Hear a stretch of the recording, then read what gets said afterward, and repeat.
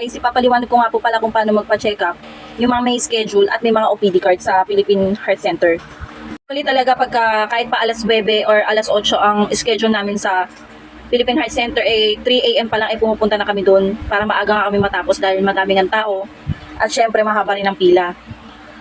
Alas 6, yung guard ay nagbibigay na ng form at pipil upan nyo nga yun at kailangan din nilagay yung hospital number, pangalan ng pasyente, yung address, at yung iba pang mga nakalagay din dito ay kailangan din ilagay doon.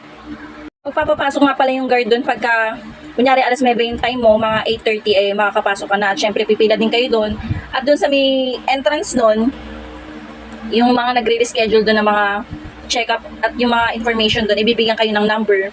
Tapos pagka nakapasok na kayo sa loob, ihintayin nyo na lang doon sa malaking screen na ilabas yung number na binigay sa inyo kanina sa may entrance.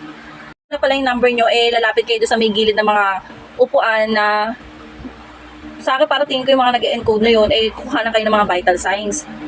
Para syempre na i-ano din nila na nagpunta talaga kayo sa mismong araw ng check-up nyo at para ma-inform din yung doktor. At after nun, pagkatapos yung makuha na ng vital signs, uupo kayo ulit, tapos hintayin nyo na naman yung number nyo na lumabas ulit sa malaking screen, tsaka kayo papapasukin sa loob ng clinic.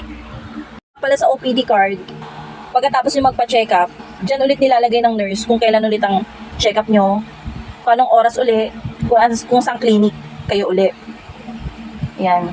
Tapos pagka hindi nga pala kayo nakapunta sa mismong check up ninyo, pwede naman kayo magpa-reschedule.